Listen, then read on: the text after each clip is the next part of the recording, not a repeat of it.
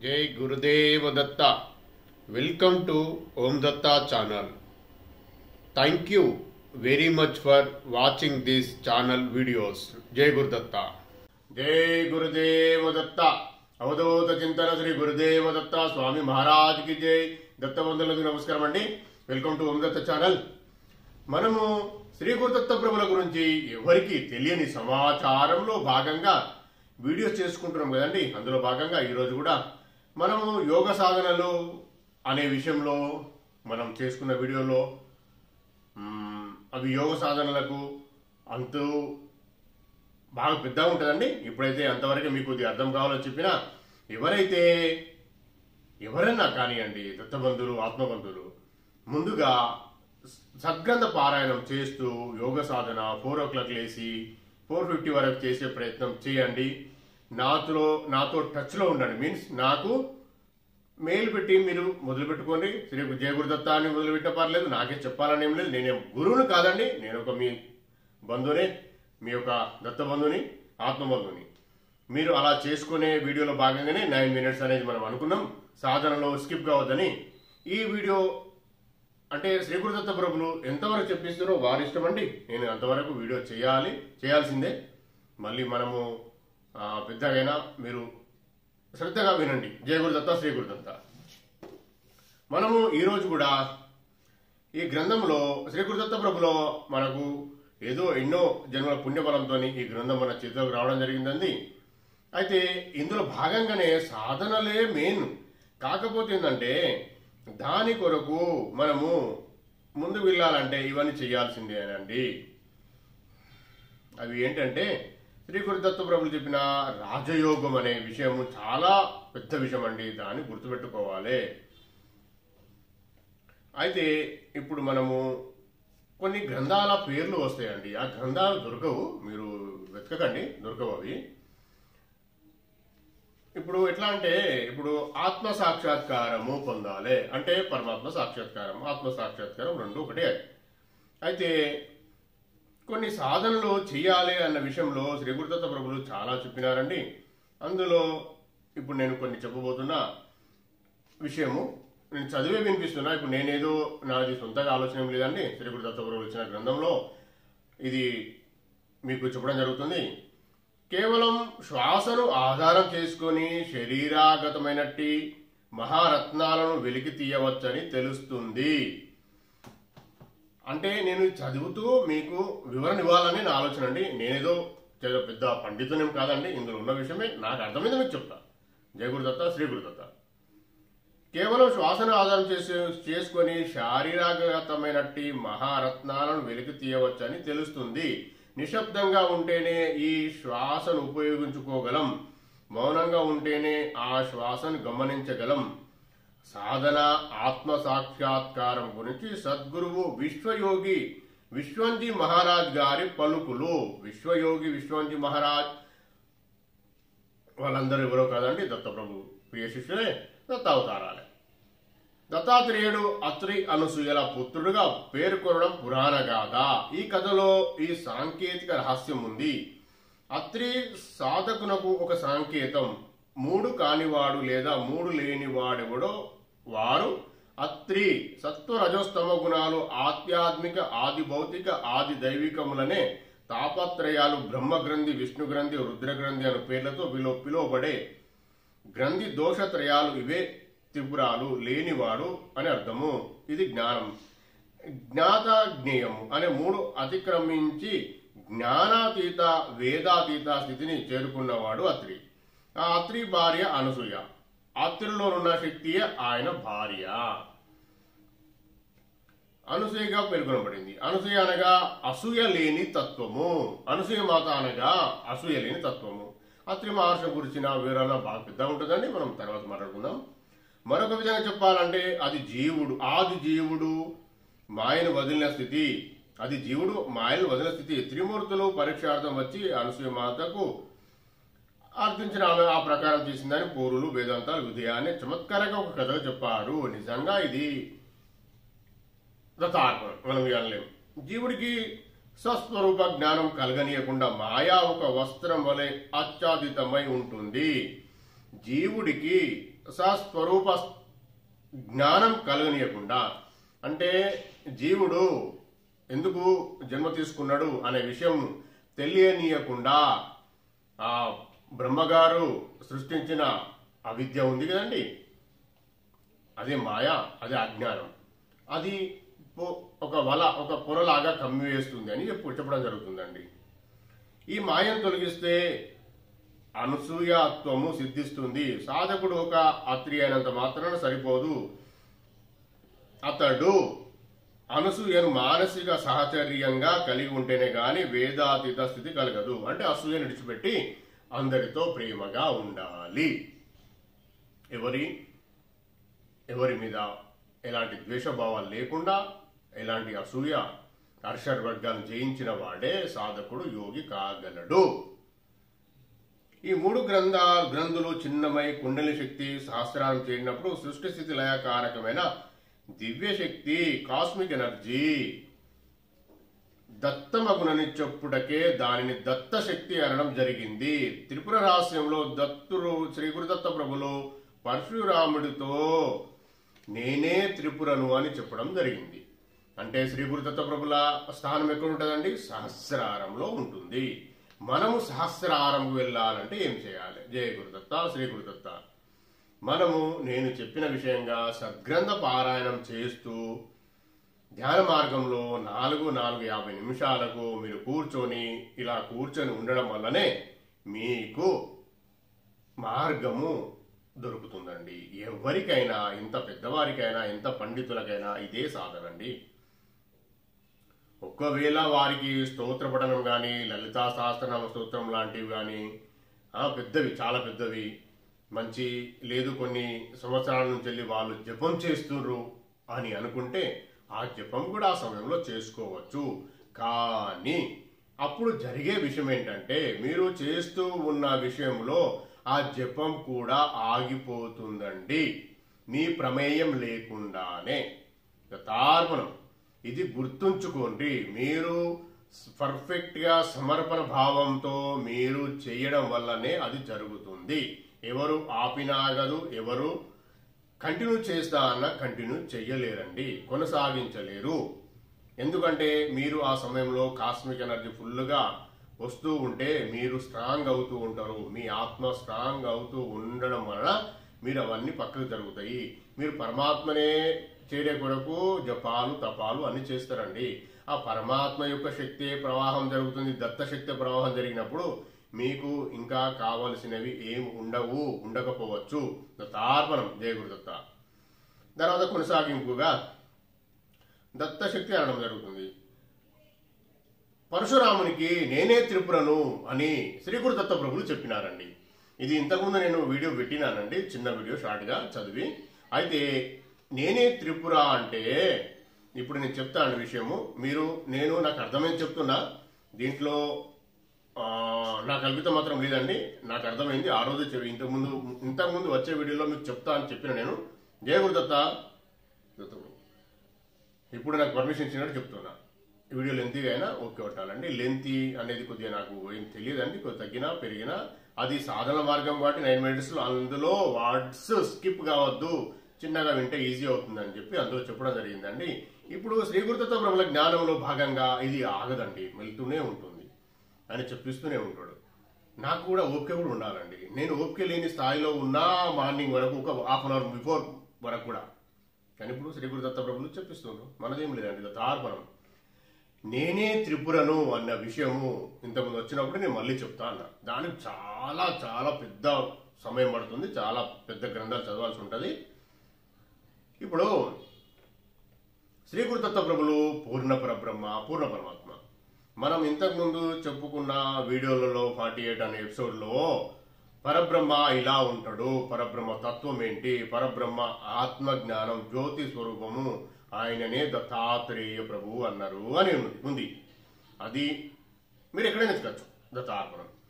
అయితే అతను పరబ్రహ్మతత్వం పరబ్రహ్మ అనినప్పుడు మళ్ళీ పరశురాముడికి నేనే త్రిపురను అని ఎలా చెప్పగలిగినాడండి? ఇది గుర్తుపెట్టుకోండి. నేను చాలాసార్లు చెప్పిన, లలితమ్మ, దత్తప్రభు, శివపరమాత్మ ఎవరో కాదు, అందరూ ఒకటే.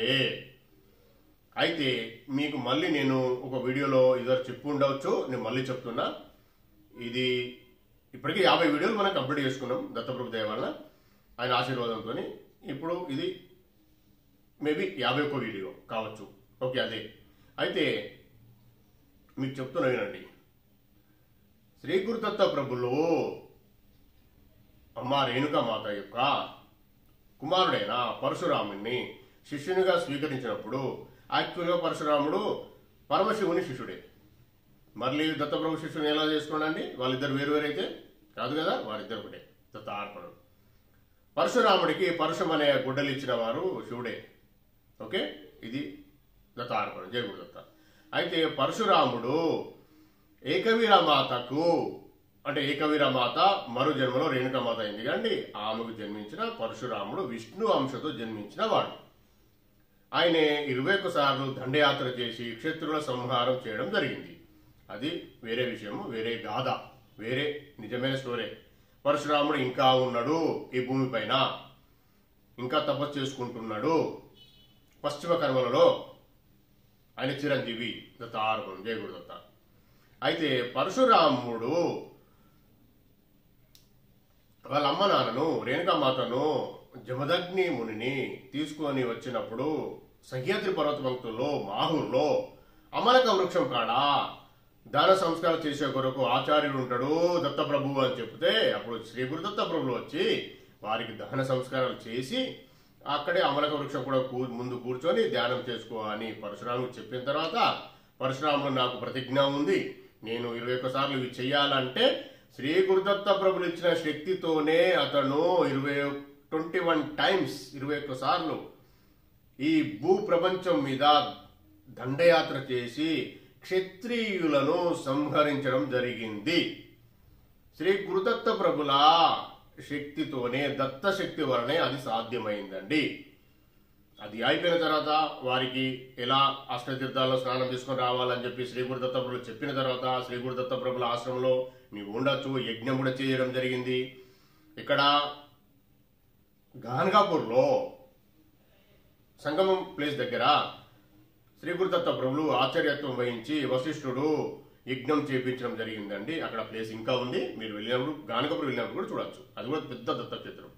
అయితే అది వేరే విషయం అండి. మళ్ళీ అప్పుడు మీరు ఎన్ని రోజులైనా ఉండొచ్చు నా ప్రియ శిష్యుని, నువ్వు తర్వాత నువ్వు ఎక్కడికి వెళ్ళి తపస్సు చేసుకోవచ్చు అని చెప్పి శ్రీ గురుదత్త ప్రభులు ఆజ్ఞ ఇచ్చి ఆయనలో ఉన్న శక్తిని, ఆయన ఇచ్చిన శక్తిని తీసేసుకుంటాడండి. ఎవరు? దత్తప్రభులు. తీసుకున్నాక అతను సామాన్య, అంటే పవర్స్ లేని కాదు, ఈ క్రోధం ఇట్లాంటి విడిచిపెట్టిన వ్యక్తిలాగా సాధు స్వభావం కలిగిన వాడు ఉంటాడు. కానీ అశాంతి ఉంది, ఏమో చేయాలి, నా పుట్టుక కారణం ఏంటో అర్థమైతే లేదు, వెతుకుతా ఉంటాడు. అప్పుడు ఆయన ఒక మహర్షి దగ్గరికి వెళ్తాడు. ఆ మహర్షి పేరులో రెండు పేర్లకు కన్ఫ్యూజ్ ఉంది కాబట్టి నేను పేరు చెప్పడం లేదు. అక్కడికి వెళ్ళినాక ఆ మహర్షి అవధూత, మహర్షి కూడా కాదండి, అవధూత ఇతనికి జ్ఞానోపదేశం చేస్తాడండి. అర్థం కాదు ఎవరికి? పరశురాముడికి. పరశురాముడు ఎవరు? విష్ణు వంశ. ఆయనకే జ్ఞానము, ఆత్మ జ్ఞానం అర్థం కాదు, దత్త జ్ఞానం అర్థం కాదు. మరి ఎలా? మళ్ళీ ఒకసారి చెప్పమంటాడు. అప్పుడు ఆయన ఏమంటాడంటే, అవధూత అట్లా కాదు, నువ్వు దత్తప్రభును ఆశ్రయించు అంటాడు. అరే నేను దత్తప్రభు ఆశ్రమంలో ఉండేవాడినే కదా, మళ్ళీ ఆశ్రయించమన్నాడు ఏంది ఆయన అంటే, లేదు అక్కడికి వెళ్ళు, ఆయనే విశ్వానికి గురువు అండి బాబో, వెళ్ళు అని చెప్తాడు. అప్పుడు ఆయనే చాలా బాధపడతాడు. ఎవరు? పరశురాముడు. అరే ఇంత పెద్ద విషయం నాకు దగ్గర ఉన్నా, ఆయన పాదాల దగ్గర ఎన్ని రోజులు ఉన్నా నాకు తెలియలేదు కదా అని ఆలోచించి వచ్చి శ్రీ గురుదత్త ప్రభుల పాదాలను పట్టుకొని, తండ్రి నాకు జ్ఞానోదయం విషయం చెయ్యండి గురుదేవా, నాకు అర్థమవుతలేదు అంటాడు. అప్పుడు శ్రీ గురుదత్త ప్రభులు కూర్చుండబెట్టి జ్ఞానోపదేశంలో భాగంగా అన్ని పురాణ గ్రంథాలు ఎక్కడెక్కడ ఏమేమి చేసినావు చెప్పు బిడ్డ అని అంటే, అప్పుడు పరశురాముడు ఏమేమి చేసిండు, ఎక్కడ తపస్సు చేసిండు, 12 years తపస్సు చేసుకుని వస్తారు. అప్పటికే 12 సంవత్సరాలు. నేను వీళ్ళని కలిసిన, ఈ ఆశ్రమంకి వెళ్ళినా, ఇవన్నీ చదివినా, వేద పురాణాలు చదివినా, ఇవన్నీ చేసుకున్నా, నేను తపస్సు చేసుకుని వచ్చిన అంటే నువ్వు అన్ని తపస్సు చేసుకొని అన్ని క్షేత్రాలు తిరిగి అంత ఆధ్యాత్మిక మార్గంలో ముందు వెళ్ళినందుకే నీకు ఆత్మజ్ఞానం కావాలని, నీ ఆత్మ శుద్ధి అయింది కాబట్టి, ఓపెన్ అయింది, ఖాళీ అయింది కాబట్టి నువ్వు అడుగుతున్నావు. కూర్చోబిడ్డ అంటాడు పరశురాముని. ఇది రహస్యము. అన్ని చదివి సద్గ్రంథాలకు నేను చెప్తున్నా, సద్గ్రంథాలు చదవాలి, జ్ఞానము అప్పుడే వస్తుంది అని చెప్పినా కదా. పరశురామునికే తప్పలేదండి. మనం ఎంత తార్పణం. పరశురాముడు అవన్నీ చేసుకుని వచ్చినందుకే అప్పుడు ఆయన పక్కకున్న అతనికి జ్ఞానోపదేశం చేయలే దత్తప్రభు. అది ఎప్పటి యుగమో మనకు తెలియదు. ఇప్పుడు కలియుగంలో మాత్రం సద్గ్రంథ పారాయణం చేసి డైరెక్ట్ ధ్యానం చేసుకునే పర్మిషన్ శ్రీ గురు దత్తప్రభులు ఇచ్చిందండి. దత్తప్రభు కోటి కోటి సాష్టాంగ దండప్రభుతండి. అలాంటి అవకాశం మనకు ఉంది. నా ద్వారా చెప్పిస్తుండండి, నాకు పర్మిషన్ ఇచ్చిండు. నేను చాలా సార్లు చెప్పినా, నేను ఇక్కడ కూర్చున్నంత వరకు కూడా నాకు ఏమీ తెలియదు. దత్తార్పణం. ఆయనే మాట్లాడుతుండు, నేను కాదు. వినేది కూడా దత్తప్రభే. దత్తార్పణం. జయ గురుదత్త. వినేది చెప్పేది నేను కాదు, వినేది నేను కాదు, చెప్పించేది నేను కాదు. ఇది పూర్తిగా 100% విషయం, ఫ్యాక్ట్. మీరు గుర్తించుకోండి. ఇది మళ్ళీ మళ్ళీ నేను చెప్తూ ఉంటా, మీరైతే గుర్తుంచుకోండి. ఇది ఎందుకు ఇంత స్ట్రాంగ్ గా మహేష్ చెప్తున్నాను విషయం. మీకు రాను రాను అనుభవం, ఏదో జన్మలో అనుభవం, ఈ జన్మలో కాకుండా మీరు ప్రయత్నం చేస్తే ఈ జన్మలో రావచ్చు, లేదంటే ఎప్పుడైనా రావచ్చు. కానీ ఇది మాత్రం మీకు అర్థమవుతుంది, మహేష్ చెప్పిండి విధాన్ని. దత్తార్పణం. అయితే అంతమిత పరశురాముడికే, విష్ణు వంశకే అన్ని కష్టాలు వచ్చినాయి. అంత అర్థం కాని పరిస్థితి.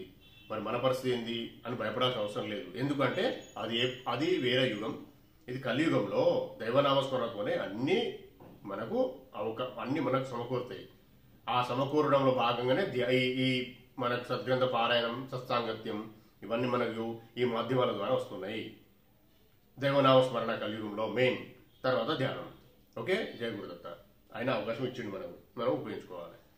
అయితే నేను ఇప్పుడు చెప్పబోయే విషయం ఏంటంటే, అప్పుడు పరశురామునికి ఎలా జ్ఞానోపదేశం చేసిండన్న విషయం. పరశురాముడికి జ్ఞానోపదేశం చేసి శ్రీ గురు దత్త ప్రభులు యోగ సాధన, దత్త యోగ సాధన ఎలా చేయాలో చెప్పడం జరిగింది. ఓకే, ఇప్పుడు మనం మాట్లాడదాం. అప్పుడు ఆయనకు అన్ని గ్రంథాల సారం అడుగుతాడు. నువ్వు ఏమేమి తెలుసుకున్నావు బిడ్డ చెప్పు అని చెప్తాడు ఆయన. నేను బ్రహ్మోపనిషత్తు, బ్రహ్మ పురాణము, శివపురాణము, అన్ని పురాణాలు చదివిన, అష్టాదశ పురాణాలు చదివిన, ఇవన్నీ తెలుసుకున్నా, లలితా త్రిపుర సుందరి బాధ గురించి తెలుసుకున్నా, ఇవన్నీ తెలుసుకున్నా, నేను 12 సంవత్సరాలు తప చేసిన అంటే నువ్వు వారిని చూసినవా అని అడుగుతాడు. ఎట్లుందండి? జయ గురుదేవ దత్త. త్రిమూర్తులు మీకు దర్శనం ఇచ్చిండ్రా అని అడుగుతాడు. లేదు అంటాడు. జ్ఞానం మాత్రం సంపాదించుకోగలిగినా, నేను ఆత్మను శుద్ధి చేసుకోగలిగినా నాకు ఇంతవరకు అర్థమవుతుంది. ఆ ఆత్మశుద్ధి అనే విషయం కూడా తెలియదే నాకు. ఇక్కడ దాకా వచ్చిన బిడ్డ అన్ని చదివి సంతోషమే. కానీ నువ్వు ఎవరి గురించి మాట్లాడుతున్నావు? బ్రహ్మ ఉన్నాడు కదా, విష్ణువు ఉన్నాడు కదా అంటే నువ్వు చూసినవా అని అడుగుతాడు. అప్పుడు పరశురాముడు కన్ఫ్యూజ్ అవుతాడు. ఇది ఎక్కడ విషయము? మరి వాళ్ళు లేరా అంటాడు. ఎప్పుడు చూసినావు నువ్వు చూసినావా చెప్పు. చూడలే. మరి ఎట్లా వాళ్ళు లేరా అని అడుగుతాడు పరశురాముడు.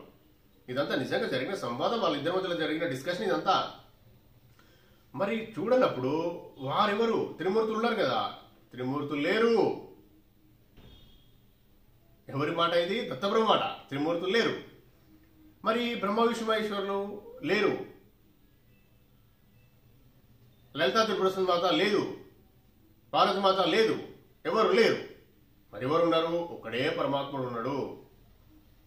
ఆఖరి త్రిపుర మాత త్రిపుర రహస్యము చెప్తాడు. త్రిపుర రహస్యం చెప్పి మొత్తం ఎక్స్ప్లెయిన్ చేసి, త్రిపుర అంటే ఎవరు? లలిత త్రిపుర సుందరి మాత. ఆ త్రిపుర ఎవరో కాదు, నేనే. స్వశరీరంగా కనిపించేది నేను ఒక్కనే. వారెవరు స్వశరీరంగా కనిపించరు.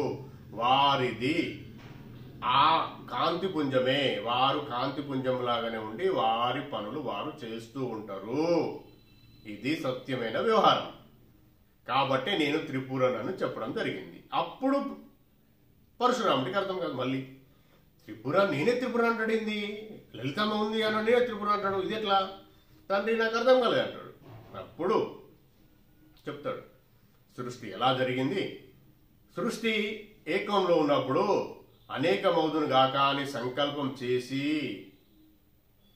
మొదలుపెట్టినప్పుడు సృష్టి అనేది ఒక పార్ట్, సంకల్పము ఒక పార్ట్, రెండు కలిస్తేనే సృష్టి అయింది. అంటే వాళ్ళు ఇద్దరు ఎవరో కాదు, ఒకటే. మళ్ళా రెండు కలుస్తనే అన్న విషయం కాదు, రెండు ఒకటే, ఒక కానే ఉన్నది. ఆ ప్రాజ్ఞ అంటే అది బయలుపడింది చూడు, అది దత్తప్రభు అమ్మ.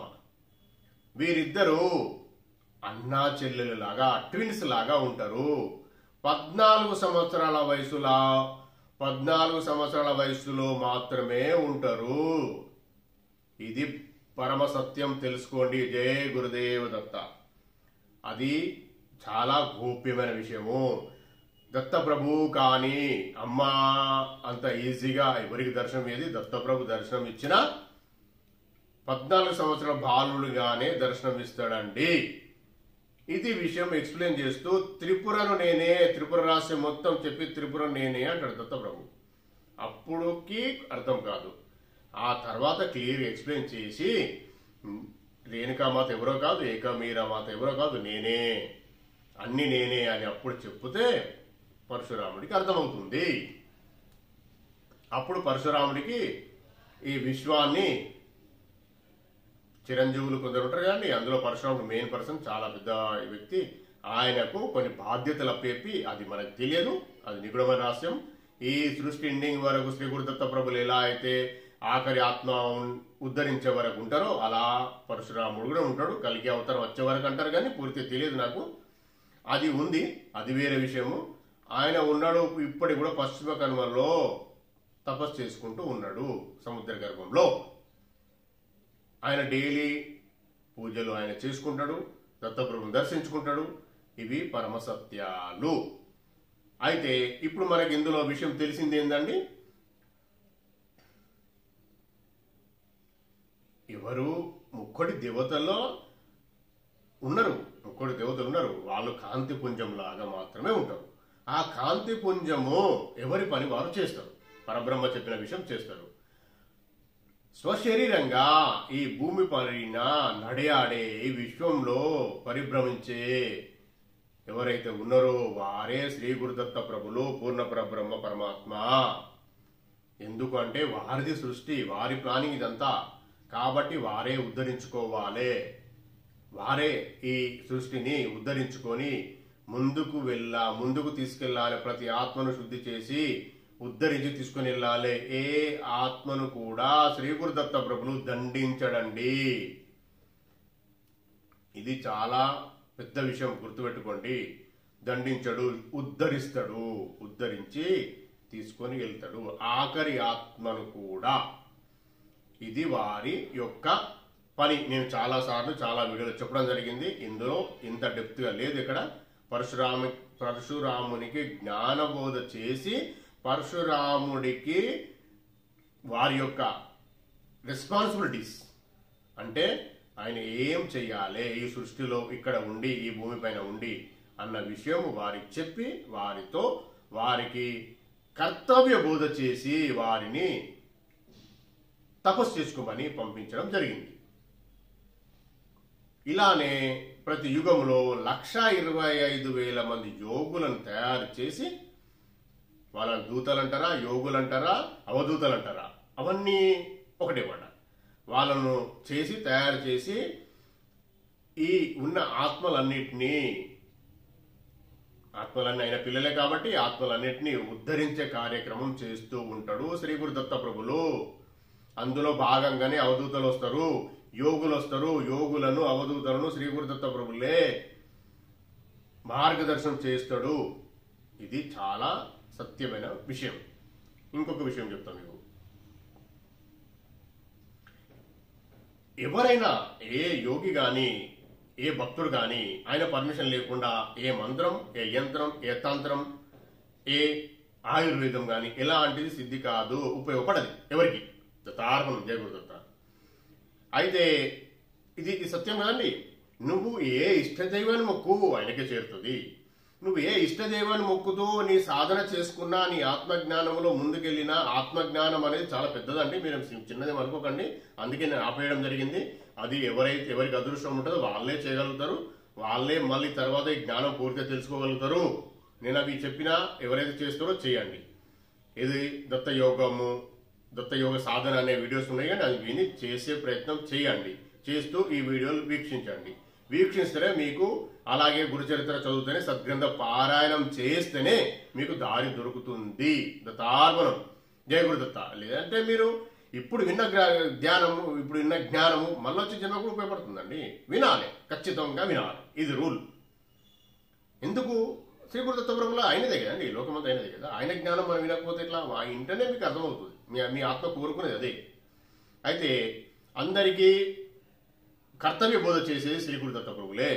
మీ ఇష్టదైవం మొక్కిన ఇష్టదైవం కూడా మీరు సంస్కరించబడాలంటే శ్రీ గురుదత్త ప్రభువుల దగ్గరికి పంపించడం జరుగుతుందండి. అప్పుడు శ్రీ గురుదత్త ప్రభువులే మళ్ళీ నీకు అవధూత రూపంలో, ఎవరి రూపంలో కనిపించి నీకు మనకు మార్గదర్శనం చేసి సిద్ధపురుష రూపంలో, ఒక గురు రూపంలో వచ్చి నీకు మార్గదర్శనం చేసి మిమ్మల్ని ఉద్ధరిస్తాడు. ఇది మీరు గుర్తించాలి. ఆయనే వచ్చి మీకు జ్ఞానం చెప్పుతుండ్రంటే దత్తప్రభులే. గుర్తుపెట్టుకోండి. ఆత్మజ్ఞానము, దత్త జ్ఞానము, శ్రీ గురు దత్త ప్రభుల పూర్ణ పరబ్రహ్మ పరమాత్మ జ్ఞానము చెప్పడం జరుగుతుందంటే మిమ్మల్ని ముందుకు తీసుకెళ్లే కొరకే ఎవరి ద్వారానో చెప్పిస్తుందంటే మీరు అదృష్టవంతులని అర్థమండి. దత్తార్పణం. కాబట్టి మీరు విని నేర్చుకొని ముందుకెళ్తా ఉంటే మీరు ముందుకు ఎలా వెళ్ళాలో శ్రీ గురుదత్త ప్రభులు చేయబట్టుకుని నడిపిస్తాడు. నడిపించిన తర్వాత మిమ్ముల శ్రీ గురుదత్త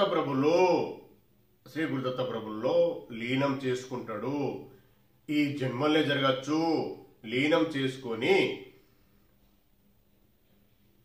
శ్రీ గురుదత్త ప్రభులు ఏం చేస్తారు అనేది మళ్ళీ వీడియోలో చెప్తా నేను. శ్రీ గురుదత్త ప్రభులు మీకు సంపూర్ణ జ్ఞానము, సంపూర్ణ జ్ఞానవంతులను తయారు చేసి ఇతరులకు చెప్పేలాగా మీరు ఇతరులకు మీ పరమాత్మ జ్ఞానం గాని, మీకు తెలిసిన దైవ జ్ఞానం గాని, మీ ఇష్ట దైవ జ్ఞానం గాని చెప్పేలాగా తయారు చేస్తానండి. నాకు తెలిసిన 100% విషయం. ఇందులో పొల్లు లేదండి. పొల్లు పోకుండా నేను చెప్పగలుగుతున్నా. ఇది శ్రీ గురుదత్త ప్రభుల ఆశీర్వాదంతోనే, నాది ఏం లేదు. ఎవరో ఏమో అనుకుంటే నేను బాధ్యత వహించండి. నేను మాత్రం సంపూర్ణంగా శ్రీ గురుదత్త ప్రభుల శరణాగతితో మాత్రమే నేను చెప్పడం జరుగుతుంది. కాబట్టి మీరు ఎవరి వీడియోలు విన్నా నాకేం అభ్యంతరం లేదండి. మీరు అందరి వీడియోలు వినండి, అందరి సేకరించుకోండి. జ్ఞానము సేకరించుకొని కంపేర్ చేసుకొని మనకు ఉపయోగపడేది ఏదో తీసుకోండి. వేరే తీసుకొని దాంట్లో కన్ఫ్యూజ్ కాకండి. ఒకవేళ మీకు నిజంగానే మీరు ప్రతి ఒక్క ఆత్మ కోరుకునేది ఈ జ్ఞానమే అండి. మీకు అర్థం కాలేదు అంటే నేనైతే ఏం చేయలేనండి. దత్తప్రభు అందుకే మీకు మళ్ళొక మాట ఏం చెప్పబోతున్నా నేను, నాకు తెలిసిన విషయం అండి. అందుకే మీరు ఏ వీడియోలు ఎలాంటి దైవిక జ్ఞానము విన్నా, ఒకవేళ ఎవరితో డిస్కషన్లో కూర్చున్నా, సత్సాంగత్యంలో కూర్చున్నా, ఎక్కడైనా టెంపుల్ కన్నా ఎక్కడ కూర్చున్నా జయ గురుదత్త అని కూర్చోండి. అప్పుడు కనీసం మీకు అలా ఒరిజినాలిటీ మీకు అర్థమవుతుంది. అలా ఒరిజినాలిటీ లేకపోతే ఒరిజినల్ లేనిది పైకి వెళ్ళిపోతుంది, సైడ్కి వెళ్ళిపోతుంది. ఒరిజినల్ మాత్రమే మీకు అవసరమైందే మీకు రిసీవ్ అవుతుంది. ఇది కూడా గ్రహించండి. పరమ సత్యమైన విషయం ఇది. ఎవరు చెప్పరండి. నేను ఎవరు తక్కువ చేసి మాట్లాడడం లేదు, చెప్పరు. బస్ దత్తార్పణం. జయ గురుదత్త. కాబట్టి మీరు ఏం చేస్తారంటే, మీరు మాత్రం నేను చెప్తున్నా, మీరు జయ గురుదత్త అనే నామం పలుకుతూ ముందుకు వెళ్ళండి. మీ ఇష్టదైవం కూడా జయ గురుదత్త నామం పలుకుతూ ఇష్టదైవం కూడా చాలా సంతోషిస్తుంది. చూడండి, మీరు ప్రాక్టికల్గా చూసి ముందుకెళ్ళాలండి. ఎవరో చెప్పిన విషయం కాదు. చాలా వీడియోలో మీకు చెప్పిన నేను ఇప్పుడు చెప్తున్నా అదే విషయం. మళ్ళీ చెప్తున్నా. ఈరోజు చాలా మంచి విషయము మనం చెప్పుకోవడం జరిగింది. నేను ఇంతకుముందు చెప్పిన ఈ జ్ఞానం తీసుకున్నవారు, ఈ జ్ఞానం చూసిన వాళ్ళు, ఇప్పుడు నేను మళ్ళీ నాకు గుర్తు కూడా లేదు. ఈ జ్ఞానము సముపార్జన భాగంగా తర్వాత ఏం చేస్తాడు శ్రీ గురుదత్త ప్రభులు జ్ఞానం సంపూర్ణంగా స్వీకరించినాక అది నెక్స్ట్ వీడియోలో మీకు తెలుపుతా నేను.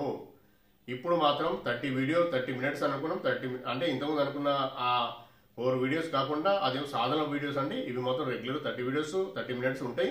30 వీడియోస్ ఉంటాయా, 300 వీడియోస్ ఉంటాయా, 3000 వీడియోస్ ఉంటాయా, నాకు అది తెలియండి. దత్తప్రభు దయా.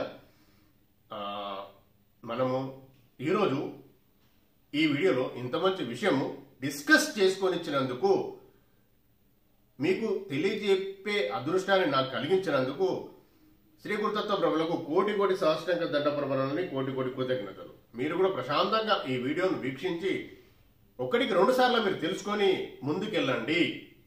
రాను రాను నాకు కూడా ఏంటంటే ఉధృతం అవుతా ఉంటుందండి.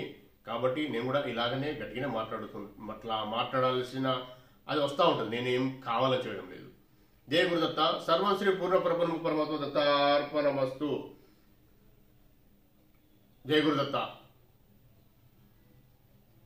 సర్వం శ్రీ పూర్ణ పరబ్రహ్మ పరమాత్మ అయిన దత్తప్రభు చరణారవిందార్పణమస్తు.